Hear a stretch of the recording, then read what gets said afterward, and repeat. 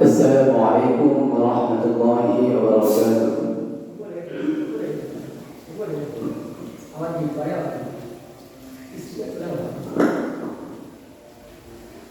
إن الحمد لله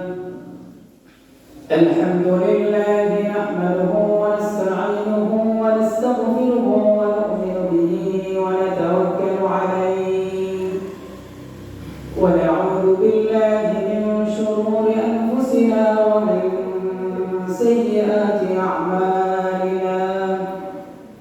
من يهده الله فلا مضل له ومن يضلله فلا هادي له. ونشهد أن لا إله إلا الله وحده لا شريك له. ونشهد أن سيدنا وسندنا وحبيبنا ومولانا محمدا عبد الله ورسوله الذي أرسله بالحق بشيرا ونذيرا وداعيا إلى الله بإذنه وسراجا منيرا. فقد قال الله تعالى في كلامه المجيد والفرقانه الحميد: أعوذ بالله من الشيطان الرجيم. بسم الله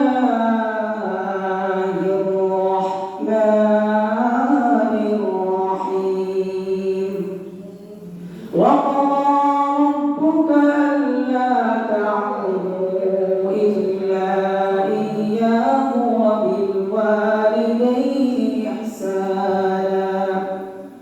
إما يبلغن عندك الكبر أحدهما أو كلاهما فلا تقل لهما أف ولا تنهرهما وقل لهما قولا كريما.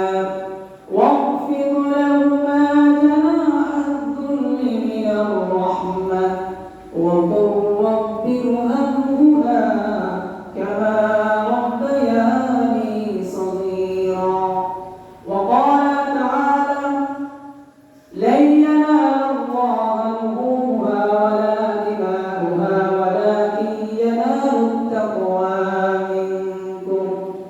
وقال تعالى: إن الله وملائكته يصلون على النبي يا أيها الذين آمنوا صلوا عليه وسلموا تسليما.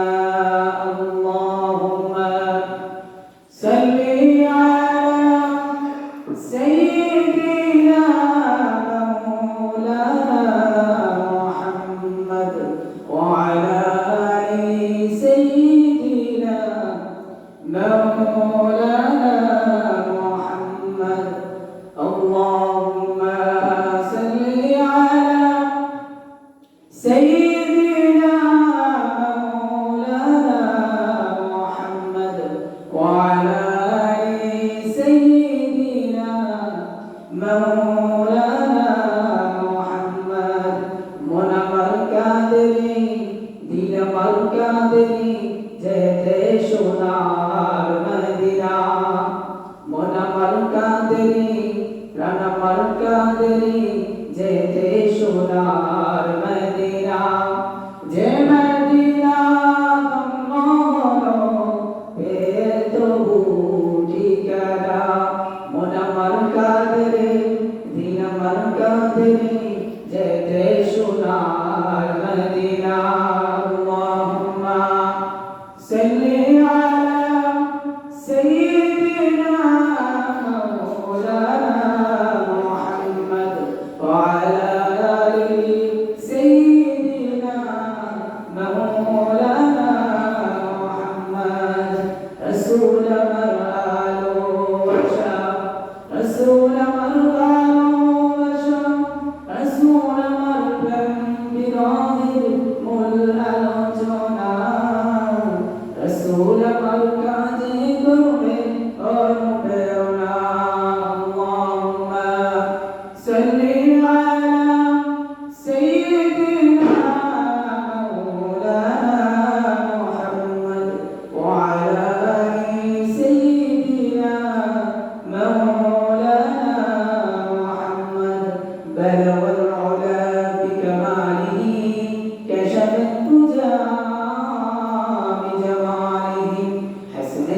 جميع خصاله صلوا عليه وآله मुझे कुछ मिले या ना मिले मोहम्मद मिले यारे ओशे जैसे अल्लाह मिले बलवल अला बिकमालिही कशफत तुजा बिजमालिही हसरती जमीअ ख़िसालिही सल्लू अलैहि व आलिहि अल्हम्दुलिल्लाह আল্লাহ সুবহানাহু ওয়া তাআলার দরবারে লাখো শুকরিয়া জ্ঞাপন করি যিনি আপনাকে আমাকে পবিত্র জুমার দিনে সবার আগে মসজিদে আসার বসা দিনী কথা বলার বসার তৌফিক দান করলেন সেই মহান রব্বুল আলামিনের দরবারে সবাই দিল খুলে আওয়াজ দিয়ে চিল্লা বলে আলহামদুলিল্লাহ।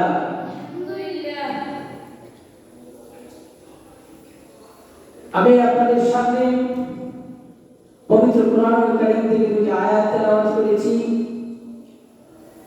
যেহেতু সামনে মুসলমানের একটি আনন্দের দিন সাগরে কুরবানি, সেই আলোকে এবং মাতা পিতার সম্পর্কে কিছু আলোচনা করার চেষ্টা করব। ওয়া মা তাওফীকি ইল্লা বিল্লাহ আলাইহি তাওয়াক্কালতু ওয়া ইলাইহি উনীব। আমি আপনাদের সামনে যে আয়াত তেলাওয়াত করেছি সেই আয়াতের মধ্যে আল্লাহ রাব্বুল আলামিন ঘোষণা দেন যে আল্লাহ তাআলার ইবাদতের পরপরই যাদের সম্মান আল্লাহ তাআলা দান করেছেন সেই দুজন মানুষ আপনারা আমার জনপ্রিয় মা এবং বাবা। পৃথিবীর জমিনে সবথেকে দামি সবথেকে ইজ্জত ওয়ালা মানুষ হলেন পৃথিবীর জমিনে দুইটা লোক, একজন হলেন মা আর একজন হলেন বাবা। পৃথিবীর জমিনে যদি আল্লাহ ব্যতীত অন্য কারোর প্রতি সিজদা করার অনুমতি থাকতো, রাসূল সাল্লাল্লাহু আলাইহি ওয়াসাল্লাম বলেন, তাহলে প্রত্যেকটা সন্তানকে আল্লাহ রাব্বুল আলামিন বলতেন তোমরা তোমার মা এবং বাবাকে সিজদা করো। যেহেতু আল্লাহ ব্যতীত কাউকে সিজদা করা হারাম, আল্লাহ ব্যতীত কোনো জায়গায় সিজদা করা শিরক, এজন্য আল্লাহ তাআলা এই হুকুম করেননি। আল্লাহ তাআলা পৃথিবীতে এত মানুষ থাকতে মা এবং বাবাকে সম্মান দিলেন কেন? আমরা যদি একটু চিন্তা করি, ফিকির করি, তাহলে লক্ষ্য করে দেখেন ভাইরা আমার, লক্ষ্য করি মা এবং বাবা যখন সন্তান জন্ম দেয়, সেই জন্ম দেওয়ার শুরু থেকে নিয়ে লালন পালন করতে কত কষ্ট করে। পৃথিবীর মানুষেরা যখন মা সন্তানকে জন্ম দেওয়ার সময় অবস্থায় সন্তান যখন গর্ভে চলে আসে, মা তখন কত কষ্ট করে একটা জীবিত মানুষ আরেকটা জীবিত সন্তানকে পেটের মধ্যে নিয়ে চলাফেরা করে, উঠতে পারে না, বসতে পারে না, মা ঠিক মতো খেতে পারে না, ঠিক মতো ঘুমাতে পারে না সন্তানের জন্য। মা যখন প্রচন্ড ক্ষুধা নিয়ে খেতে বসে, ঠিক তখন সন্তান ওই মায়ের পেটের মধ্যে লাথি মারে, হাত দিয়ে বসিয়ে মাথা দিয়ে বসিয়ে, মা বেতার যন্ত্রণায় ঠিক মতো খেতে পারে না। সারাটা 10টা মাস মা কষ্ট করে সন্তানকে গর্ভধারণ করে। আল্লাহ সুবহানাহু ওয়া তাআলা ঘোষণা দেন, ওই কারণে মা 10টি মাস সন্তান গর্ভে অবস্থায় ঠিক মতো খেতে পারেনি। আল্লাহ রাব্বুল আলামিন 10টা মাস নফল রোজা রাখলে যে সওয়াব হবে, ওই মায়ের আমলনামার মধ্যে রোজা রাখার সওয়াব দান করে দিবেন। সুবহানাল্লাহ। শুধু তাই নয়, যখন রাত্রিবেলা মা ঘুমার বিছানার মধ্যে ঘুমায় জন্ম যায়, ঠিক চোখের মধ্যে প্রচন্ড ঘুম আসে, কিন্তু মা সন্তানের লাঠির আঘাতে, হাতের ঘুষির আঘাতে, মাথার ঘুষির আঘাতে মা ঠিক মতো ঘুমাতে পারে না। শুধুমাত্র ব্যথা যন্ত্রণায় কাঁদতে থাকে আর আল্লাহর কাছে সাহায্য চাইতে থাকে। আল্লাহ রাব্বুল আলামিন ওই মায়ের সমস্ত রাত জেগে থাকার কারণে, যে মানুষ জেগে থেকে যে আমল করবে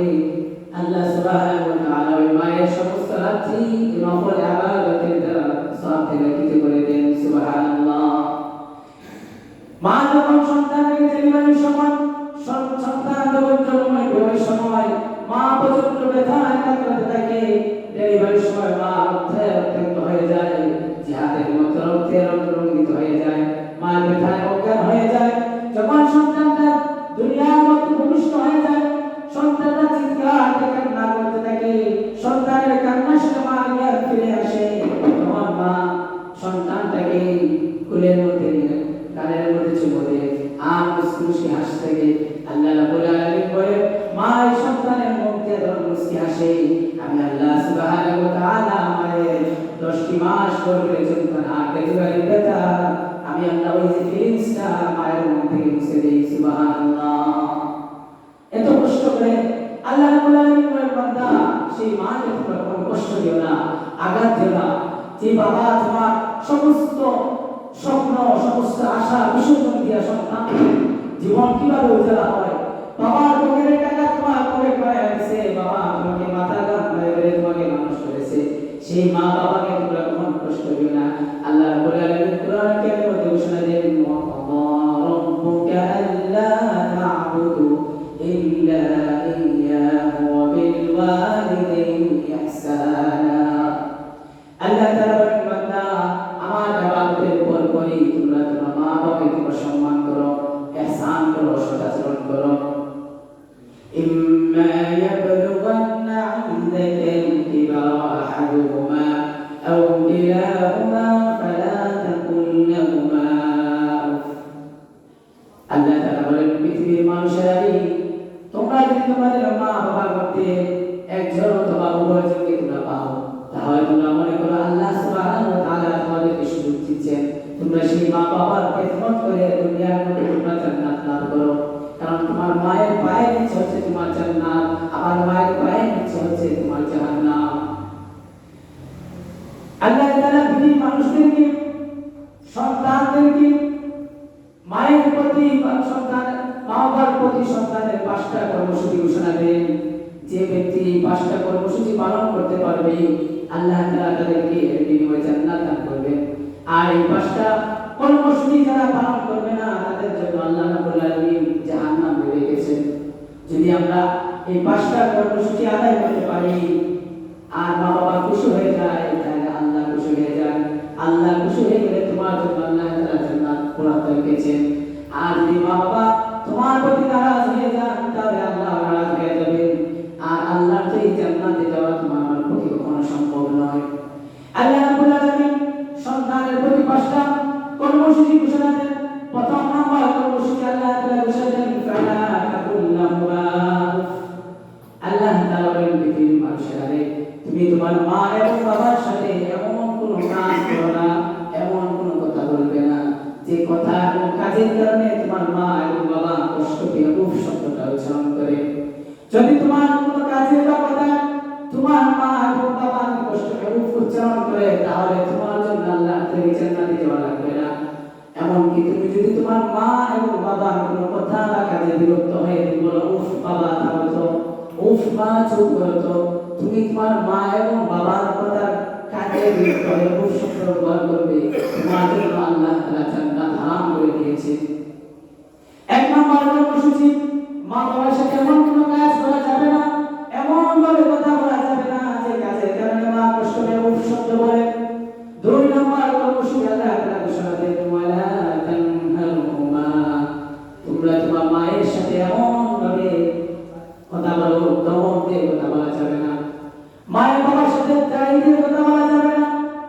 তুমি যখন সুস্থ ছিলে মা বাবা তোমাকে আদর করে করে কথা বলেছে, তুমি একটি কথা বারবার জিজ্ঞেস করেছো, কিন্তু বাবা রাগ উঠে নাই।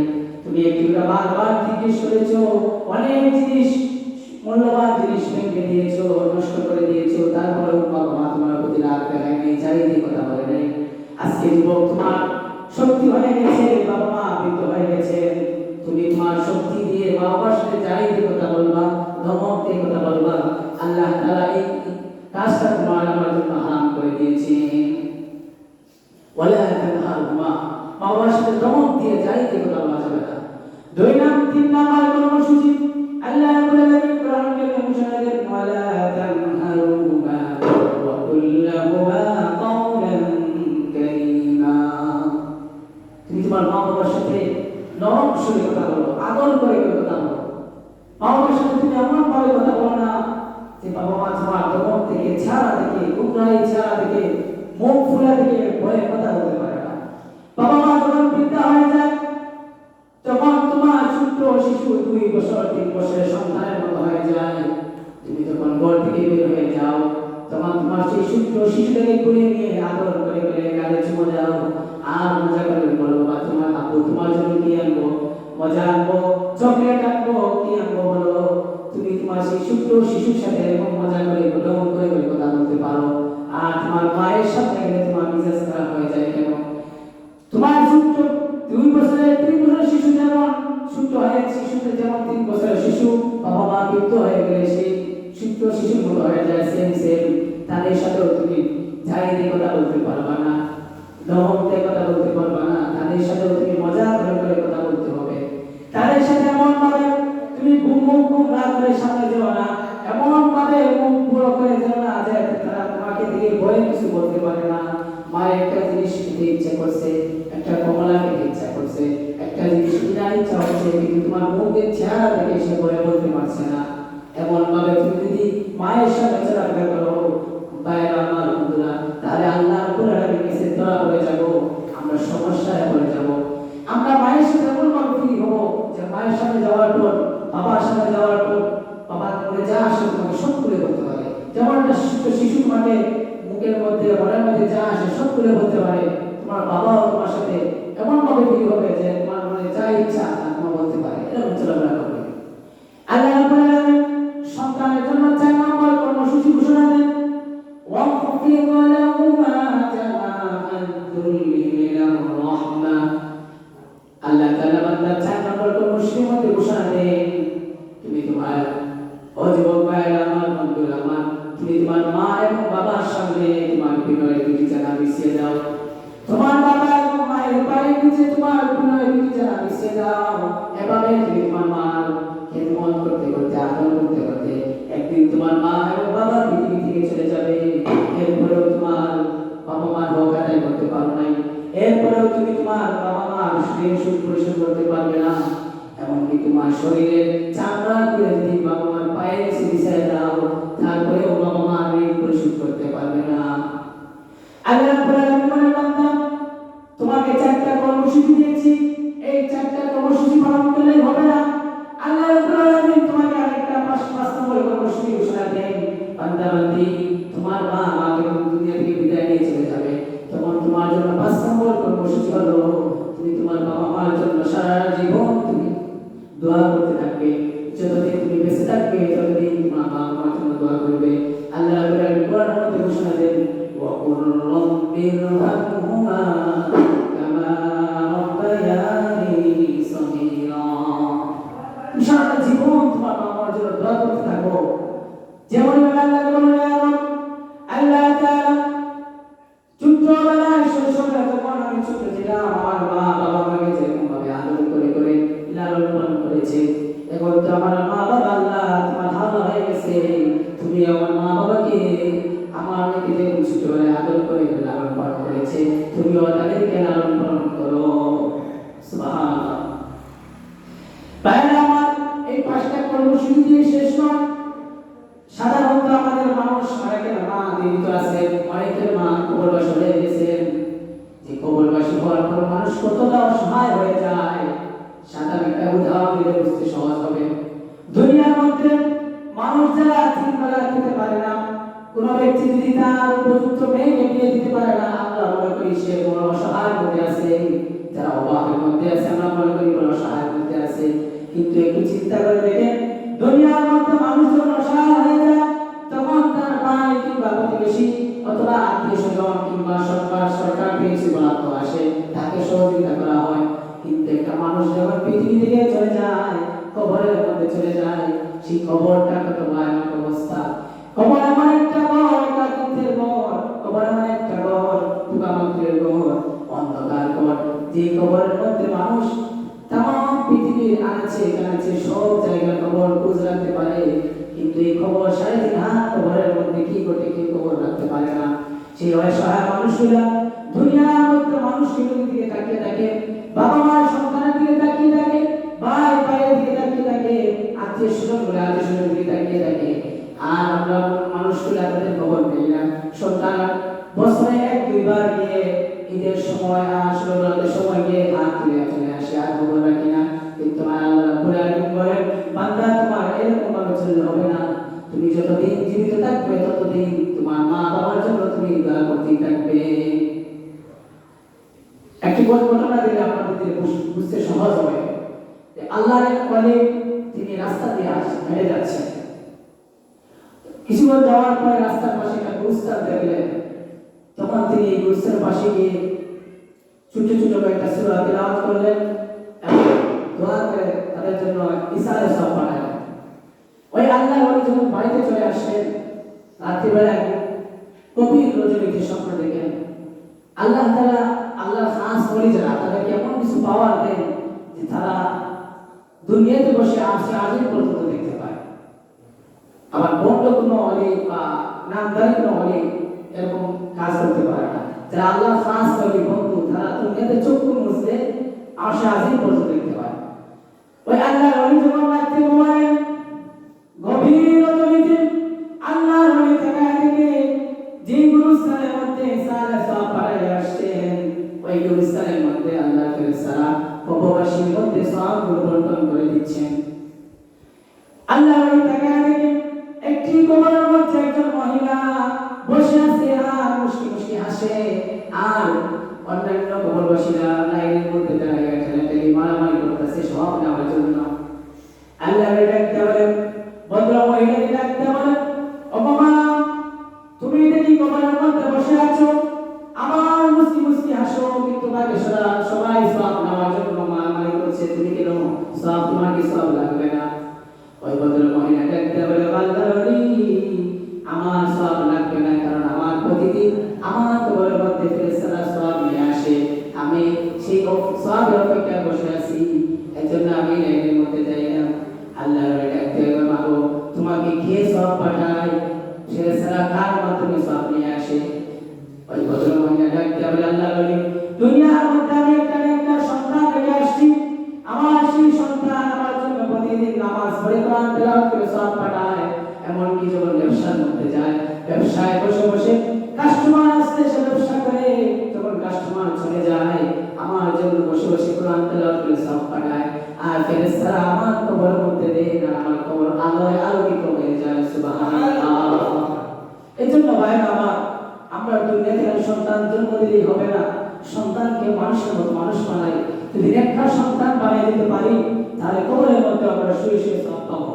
আমাদের মধ্যে যদি কারো সন্তান 2টা থাকে, 1টা থাকে, তাহলে 2টা সন্তানকে দুনিয়া বিলায় কাজে লাগাই দেন, একটাকে কমসে কম আখিরাতের জন্য তৈরি করেন, তাহলে এই সন্তানটা মরার পর তোমার জন্য দোয়া করবে, চুলের পানি চেয়ে ফেলে ফেলে আল্লাহর কাছে ক্ষমা চাইবে, তাহলে তোমার কবরের মধ্যে শান্তি আর আযাব থেকে মুক্তি পাবে। আরো কিছুদিন পর আল্লাহ অলিভার রাস্তায় যাচ্ছেন, যাওয়ার সময় আবার ওই কবরবাসীর জন্য কিছু ইশারা সব পাঠালেন, আবার যখন রাত্রিতে বাড়িতে চলে আসলেন, গভীর রজনীতে আল্লাহর ওই ঘুমের মধ্যে দেখতে পান ওই কবরবাসীর মধ্যে ফেরেশতারা সব বন্টন করছেন, কিন্তু অন্য দিনের তুলনায় আজকে একটু ব্যতিক্রম স্বপ্ন দেখেন। সেদিন যে মহিলা মুস্কি মুস্কি হাসছিল, আজকে ওই মহিলা কবরের মধ্যে দেখা যায় না। আল্লাহর ওই চারিদিকে তাকায় দেখে মহিলাটি ওই লাইনের মধ্যে দাঁড়িয়ে সব নেওয়ার জন্য ঠেলাঠেলি করতেছে। আল্লাহর ডাকতে হয়, মাগো ও মা, সেদিন দেখলাম তুমি কবরের মধ্যে বসে মুস্কি মুস্কি হাসছো আর সব নেওয়ার জন্য কবরে বসে আছো, আজকে দেখি তুমি সেই সব নেওয়ার জন্য লাইনের মধ্যে দাঁড়িয়ে আছো, মারামারি করতেছো, কারণ কি? ওই ভদ্র মহিলা ডাকতে হবে, আল্লাহর আমার যে সন্তান আমার জন্য সব পাঠাইতো কবরের মধ্যে, আমার সেই সন্তানটা দুনিয়া থেকে বিদায় নিয়েছে, এখন আর আমার কবরের মধ্যে সব আছে না, এই জন্য আমি সব নেওয়ার জন্য এই লাইনের মধ্যে ঠেলাঠেলি করতেছি। এই জন্য আমরা এখানে গোটা থেকে বোঝা যায় যে কবরের মধ্যে সন্তান নেক সন্তান রেখে যান, তাহলে কবরের মধ্যে সন্তান সব পাঠাইলে বাবা শান্তি থাকে। আর যখন বাবা সন্তান বাবা মার জন্য দোয়া করে না, তখন তারা অসহায় হয়ে পড়ে, তারা মানুষের দিকে তাকিয়ে তাকিয়ে কখন মানুষ আমাদের জন্য সাথ দিবে, কখন তাদের ইশারায় সব পাঠাবে। কবরের মধ্যে মানুষেরা তাদের মতো অসহায় আর কোনো লোক হতেই পারে না। এই জন্য আমরা যারা বাবা হারিয়ে ফেলেছি, আমরা আজ থেকে প্রতিদিন তাদের জন্য দোয়া করবো, তাদের জন্য ইশারায় সব পাঠাইবো, যখন সম্ভব হয় কবরের পাশে গিয়ে হাত তুলে চোখের পানি ছেড়ে ফেলে কান্না করবো, আর না হয় প্রতি 5 ওয়াক্ত নামাজ পড়ে তাদের জন্য দোয়া করবো। আর যাদের মা বাবা জীবিত আছে তাদেরকে আমরা কদর করবো। একটা কথা আছে যে সময় যারা মানুষ করলে আর করলে কদর বোঝা যায়। মানুষগুলা যাদের মা বাবা পৃথিবীতে নেই তাদেরকে জিজ্ঞেস করে তারা কি জীবনটা হারাইছে, কি জিনিসটা হারাইছে। যারা আছে আমরা কদর করতেছি না। এই মা বাবা তোমার জন্য বড় একটা পীর। দুনিয়ার মধ্যে আমরা মনে করি বড় বড় বুজুর্গদের কাছে দোয়া নিয়ে আমরা উন্নত হয়ে যাবে। খতিব সাহেবকে 500 টাকা দিয়ে আমরা দোয়া চাই, ইমাম সাহেবকে 1000 টাকা দিয়ে দোয়া চাই, বড় বড় মাওলানা আসে 50,000 টাকা দিয়ে আমরা দোয়া চাই, কিন্তু এদের দোয়া কবুল হবে কি না হবে এরকম কোনো বর্ণনা হাদিসে আসে নাই। কিন্তু তোমার মা এবং বাবা যদি তোমার জন্য হাত তুলে দোয়া করে তাহলে মার দোয়ার মাঝে কোনো পর্দা থাকে না, ডাইরেক্ট কবুল হয়ে যায়। মা যখন চোখের পানি ফেলে সন্তানের জন্য দোয়া করে আল্লাহ তাআলা সেই দোয়া কখনো ফিরিয়ে দেন না, সাথে সাথে কবুল করেন। সুবহানাল্লাহ। এই জন্য আমাদের মা বাবা আছেন তাদেরকে আমরা কদর করবো, তাদের খেদমত করবো। মুফাসসিরিন কেরাম বলেন যাদের মা বাবা জীবিত আছে এখনো আল্লাহ তাআলা তাদেরকে এমন সুযোগ দিচ্ছে যে তোমরা তোমার মা বাবার খেদমত করে দুনিয়া আখিরাতকে সফল করো। যাদের মা বাবা দুনিয়া খেদমত করে খুশি তোমার উপর সন্তুষ্ট হয়ে দুনিয়াকে বিদায় দিবেন তাদের বুঝবেন আল্লাহ তোমার উপর খুশি আছে। মায়ের দোয়া কিভাবে কবুল হয় এটা ঘটনা বলে বুঝতে সহজ হবে। আমরা অনেকেই জানি এই ঘটনা। হযরত বায়জিদ বুস্তামি ছোট্ট ছেলে, ছোট্ট অবস্থায় তিনি যখন বেঁচেছিলেন ওনার মা প্রচন্ড অসুস্থ ছিলেন। গভীর রাতে হযরত বায়জিদ বুস্তামি রাহমাতুল্লাহ আলাইহি মা অসুস্থ অবস্থায় বায়জিদকে ডাক দিলেন, বাবা প্রচন্ড পানির পিপাসা পেয়েছে, আমাকে একটু পানি পান করাও। হযরত বায়জিদ বুস্তামি ঘরের মধ্যে পানি পান নাই, খুঁজে পান নাই। ঘর থেকে বেরিয়ে এদিক সেদিক খুঁজে পানি পান নাই, অনেক দূর থেকে গিয়ে পানি আনলেন। পানি আনার পর থেকে হযরত বায়জিদ বুস্তামি মা ঘুমিয়ে গেছেন। হযরত বায়জিদ বুস্তামি মা ঘুমিয়ে গেছেন, ঘুম থেকে ডাকলে ঘুমের কষ্ট হবে, মায়ের কষ্ট হবে, এই ভেবে মা হযরত বায়জিদ বুস্তামি মায়ের মাথার পাশে দাঁড়িয়ে রইলেন। ফজরের সময় হয়ে গেল, হযরত বায়জিদের মা ঘুম থেকে উঠে দেখেন বায়জিদ এখনো ঘুমায় নাই, থর থর করে কাঁপতেছে শীতের সময়। বায়জিদ মা জিজ্ঞেস করলেন, বাবা তুমি কি এখনো ঘুমাও নাই? হযরত বায়জিদ বলে, মা তোমার পানির পিপাসা পেয়েছিল, ঘরের মধ্যে পানি ছিল না, তাই বাইরে থেকে পানি আনলাম। পানি এনে দেখে তুমি ঘুমিয়ে গেছো, তোমার ঘুমের কষ্ট নষ্ট হয়ে যাবে বলে আমি ডাকতেই নাই, এখানে দাঁড়িয়েছি। বায়জিদের মা বললেন, বায়জিদ রে তুমি তো এই গ্লাসটা এখানে রেখে ঘুমিয়ে দিতে পারতাম। বায়জিদ ডাকতে মাগো ঘুম থেকে উঠে যাবা তুমি বাড়ি যাইতে, তার সময় মতো যদি আমি পানি দিতে পারতাম না তাহলে তোমার কষ্ট হবে, এইভাবে আমি দাঁড়িয়ে আছি। বায়জিদের মা বায়জিদের কাছ থেকে পানি নিয়ে আসছে, পানি পান করলেন। হযরত বায়জিদ বুস্তামিকে আবার কোমর দিয়ে বিছানার মধ্যে ঘুমিয়ে দিলেন। আর ওযু করে তিনি নামাজ আদায় করে আল্লাহ তাআলার কাছে হাত তুলে বললেন, রব্বুল আলামিন আল্লাহ তাআলা আমার ছোট্ট বায়জিদ আমার জন্য আজকে যে কাজটা করেছে এই কাজ আমি বায়জিদের মা খুশি হয়ে আমার কলিজা ঠান্ডা হয়ে গেছে। ওগো মালিক আমার বায়জিদকে তুমি তামাম দুনিয়ার মধ্যে সুলতান আলিম হিসেবে বানিয়ে দাও। যখন বিখ্যাত হরি বানিয়ে দিলেন আল্লাহ রাব্বুল আলামিন মায়ের দোয়ার কারণে। এজন্য আমরা সব সময় মায়ের কাছ থেকে দোয়া নেব। আমরা যখন বাজার থেকে আসবো, বাড়ি থেকে আসবো, তোমার মায়ের জন্য সামান্য একটা উপহার নিয়ে আসলে, উপহার নিয়ে মায়ের হাতে দিলে মা যেমন খুশি হবে, লাখ লক্ষ টাকা যখন বুজুর্গ দিলে কতটা খুশি হবে না। আর মা এই সামান্য উপহার পেয়েছে খুশি হয়ে আল্লাহর কাছে দোয়া করবে, সেই দোয়া আল্লাহ কখনো ফিরিয়ে দেবেন না, আপনার দুনিয়া ও আখিরাত উজ্জ্বল হয়ে যাবে। আল্লাহর নবী সাহাবী হযরত আবু হুরায়রা রাদিয়াল্লাহু তাআলা আনহু যুগে হযরত আবু হুরায়রা ছিলেন মুসলমান, তার মা ছিলেন বিধর্মী। দেখো সাহাবীরা মুসলমান হওয়ার পরেও রাসূল কতটা মা বাবার প্রতি অটল ছিলেন যে তুমি মুসলমান, তোমার মা বাবা বিধর্মী, এরপরেও তুমি তোমার মা বাবার সাথে তুমি অন্যায় করতে পারবে না, মা বাবার সাথে খারাপ ব্যবহার করতে পারবে না। আর হযরত আবু হুরায়রা রাদিয়াল্লাহু তাআলা আনহু রাসূলের দরবার থেকে বাড়ি ফেরার সময় দেরি হয়ে গিয়েছিল। হযরত আবু হুরায়রার মা আবু হুরায়রাকে অনেক গালি-গালাজ করলেন এবং হাত পিটা লাঠি দিয়ে পিটাইলেন এবং বললেন, আবু হুরায়রা তুমি যদি আবু মুহাম্মদের দরবার যেতে পারো তাহলে আমার বাড়ির মধ্যে আসবা, আর নাইলে আমার বাড়ির মধ্যে তোমার কোনো জায়গা নাই। আবু হুরায়রা ডাকতে বলেন, মাগো পৃথিবী এবং তামাম দুনিয়া যদি ছেড়ে চলে যেতে হয় তারপরেও আমি মুহাম্মদ সাল্লাল্লাহু আলাইহি ওয়াসাল্লামের দরবার ছাড়তে পারবো না। সুবহানাল্লাহ। হযরত আবু হুরায়রা রাদিয়াল্লাহু তাআলা আনহু নবীজির দরবারে এসে বসে কান্না করতেছেন। রাসূল সাল্লাল্লাহু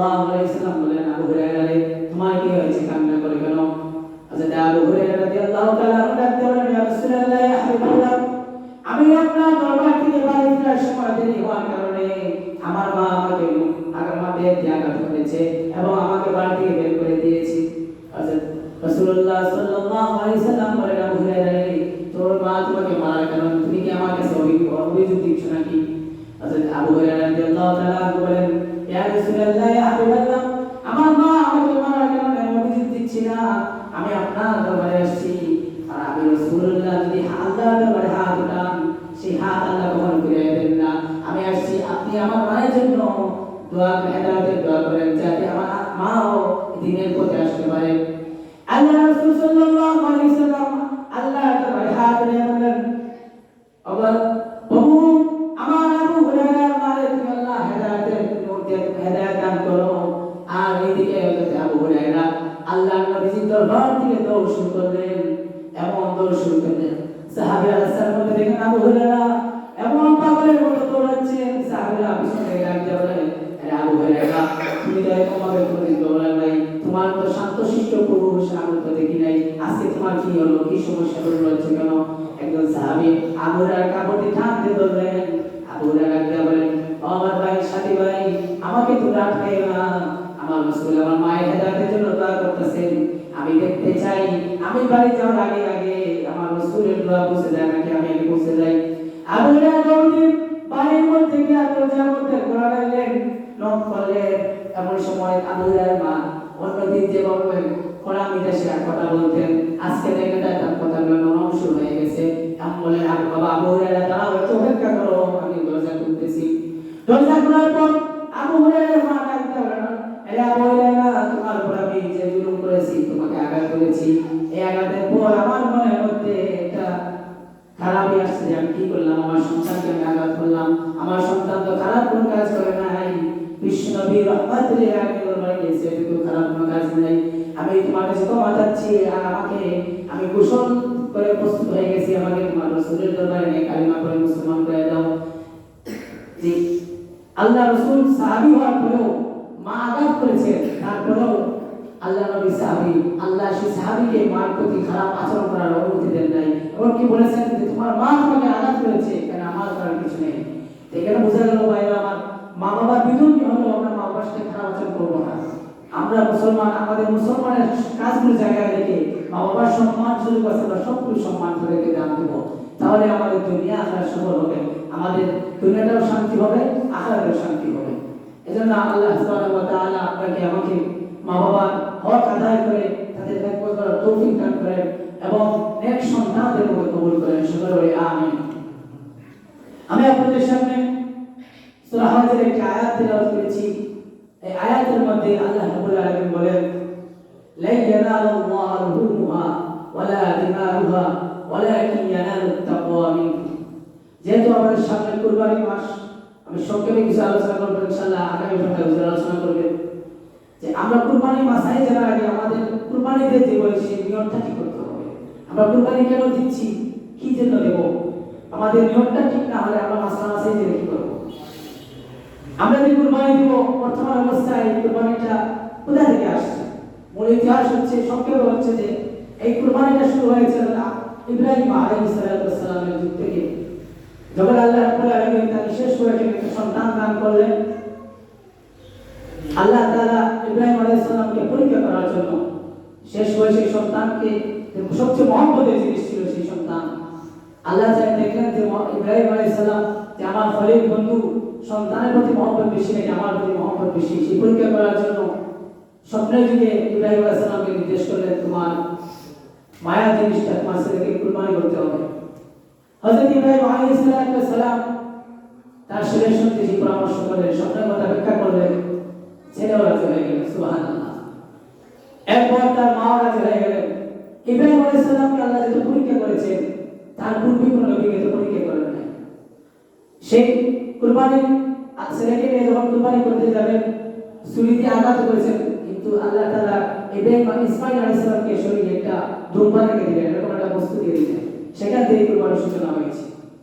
বর্তমানে আমরা যে কুরবানি দেই, এটা একটা ফ্যাশন হয়ে গেছে। মানুষগুলা কুরবানি দেয় মানুষ দেখানোর জন্য, কেউ লাখ টাকা দিয়ে কুরবানি দেয়, কেউ এর থেকে বড় প্রতিযোগিতা করে 2 লক্ষ দিয়ে কুরবানি দেয়, কেউ 1 টাকা 2টা কুরবানি দেয়, মানুষ বলবে আমি ধরি, কেউ হাজি সাহেব বলবে, কেউ নেতা বলবে, করবে, এরকম প্রতিযোগিতা করে। কিন্তু আল্লাহ রাব্বুল আলামিন এরকম কুরবানি পছন্দ করেন না।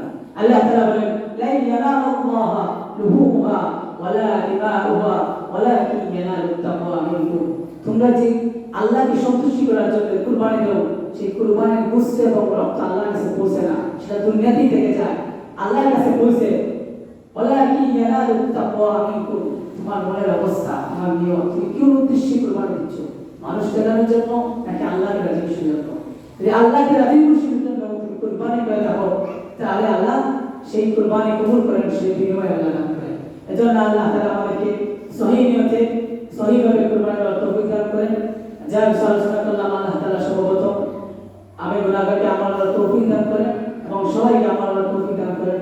ওয়া আখিরু দাওয়ানা আলহামদুলিল্লাহি রাব্বিল আলামিন। আসসালামু আলাইকুম ওয়া রাহমাতুল্লাহি ওয়া বারাকাতুহু।